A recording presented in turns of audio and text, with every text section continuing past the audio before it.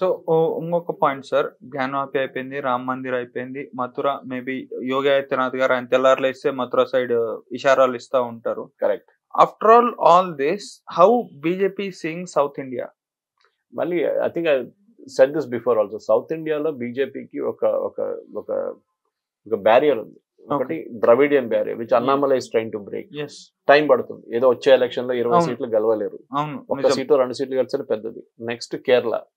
కేరళలో Hindu population only 44%. 44% ఉన్న Hindu population ఎక్కడ గెలుస్తారు?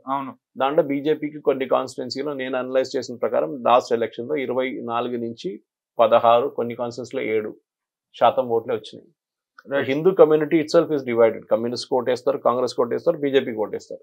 లాస్ట్ టైం శబరిమల అజిటేషన్ జరిగిందని చెప్పి ఆ కోపంతో చాలా మంది హిందువులు బీజేపీ ఎట్లయినా గెలవర్లే అని చెప్పేసి ఎస్పెషల్లీ లోక్సభలో కాల్ చేశారు. వాళ్ళు కాంగ్రెస్ కోటేశారు. హోల్ స్టేల్ గా కేరళలో ఎప్పుడు కాంగ్రెస్ కి ఇంత మెజారిటీ రాలేదు. 20లో 19 సీట్లు ఎప్పుడు రాలేదు, ఫస్ట్ టైం వచ్చింది. సో దీని ప్రకారం బీజేపీకి కేరళలో సీట్లు రావడం చాలా. కానీ బీజేపీ చూడండి, పాలక్కాడ్ మున్సిపాలిటీ వాళ్ళ దగ్గర ఉంది, పండల మున్సిపాలిటీ వాళ్ళది, మన మున్సిపల్ ట్రివాండ్రం మున్సిపల్ కార్పొరేషన్ మన జిహెచ్ఎంసీ లాగా 40 మంది వాళ్ళ దగ్గర వార్డ్ మెంబర్స్ ఉన్నారు. అంటే చిన్న చిన్న క్యాపిటల్ అని కాదు, అక్కడ క్రిస్టియన్, అక్కడ హిందూ పాపులేషన్ ఎక్కువ. దాంట్లో శశి తరూర్ కలిసిండు అక్కడి నుంచి.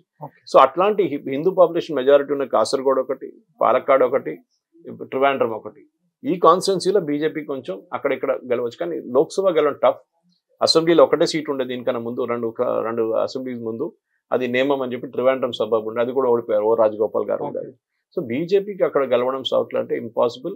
Especially Tamil Nadu and Kerala. South అంటే మన తమిళనాడు అండ్ కేరళ ఒకటే కాదు కదా, కర్ణాటక బీజేపీ ఎక్కడ ఉండే 20 సంవత్సరాల ముందు ఎక్కడ లేకుండా ఇప్పుడు బీజేపీ ఎక్కడ అట్లీస్ట్ ఆపోజిషన్ లో ఉన్నారు. బహుశా ఎలక్షన్ తర్వాత మళ్ళీ పవర్ వచ్చేస్తారు. తెలంగాణలో కూడా అంతే. తెలంగాణలో ఒకసారి బీఆర్ఎస్ ని రీప్లేస్ చేస్తే, బీఆర్ఎస్ ని ఎరేస్ చేసేస్తే BJP will become the principal opposition party. అప్పుడు బీజేపీ కాంగ్రెస్ డైరెక్ట్ కాంటెస్ట్ అయిపోతుంది కర్ణాటక లాగా. బహుశా అక్కడ కూడా సిచ్యువేషన్ చేంజ్ కావచ్చు.